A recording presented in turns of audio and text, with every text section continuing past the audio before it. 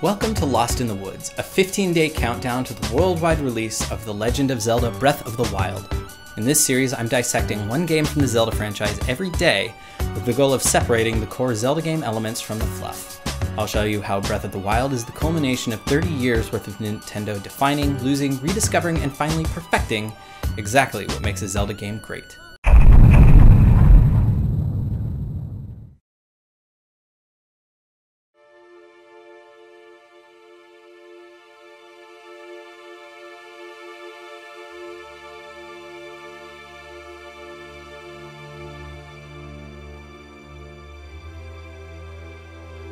It was 2011, and in a testament to how deeply confused and divided Nintendo was about the origins of their own franchise's greatness, they made the most misguided decision in the entire 25-year history of the franchise.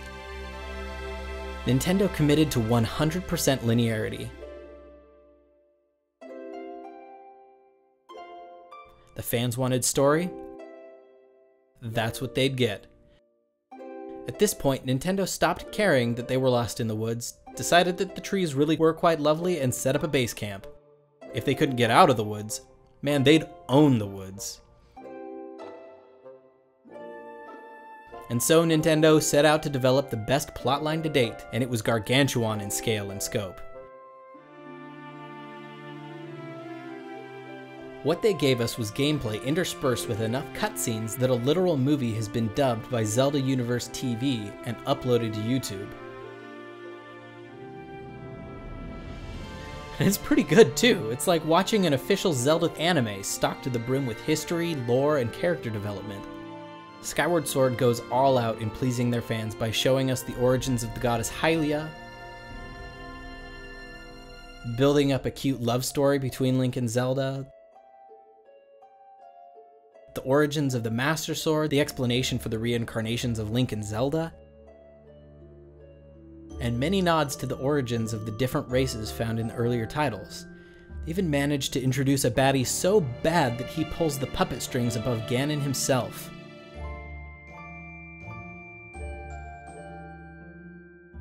So full was their commitment to giving fans the biggest and bestest plot that they decided to focus on it entirely. And that meant exploration was beaten with a stick, thrown into a lake, and never mentioned again.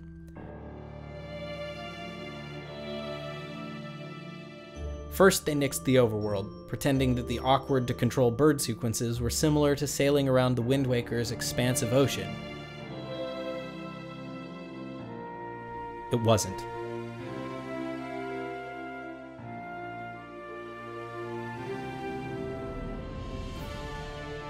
Then, without the nuisance of needing to populate an elaborate overworld with interesting features, secrets, or items, they were able to make the rest of the world a series of disconnected locations, first accessible only when explicitly led there by the plot.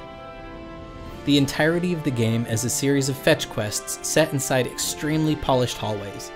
Beautiful, impressionist hallways in the sky.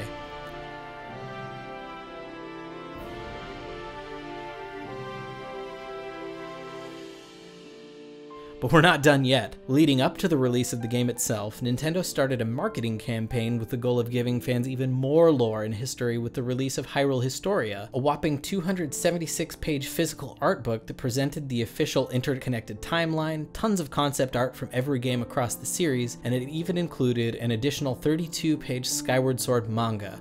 They meant serious business. Nintendo gave the fans everything they wanted and more. It was a storyline-oriented gift from the goddesses. Thanks to the game in Historia, we know that it's a gift from the goddesses.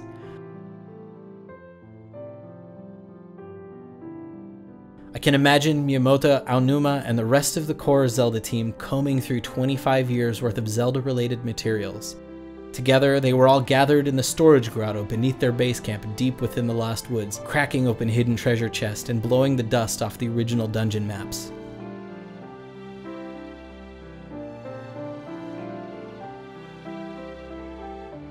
I can guarantee you that there was a lot of material that we'll never see. Things that didn't make it into the Hyrule Historia or even the subsequent 400-page Art and Artifacts book released last Wednesday. I want to know what Nintendo found in their design documents. What about their letters or notes to one another? their thoughts about mechanics. It must have been overwhelming to have the entirety of the franchise laid out in front of them with the task of parsing it all into something they could give the public.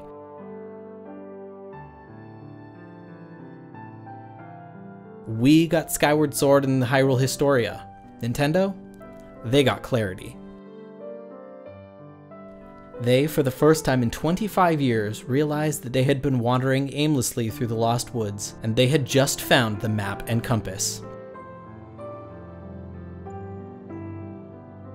Tomorrow, join me as I dissect one more game before wrapping it all up into Breath of the Wild.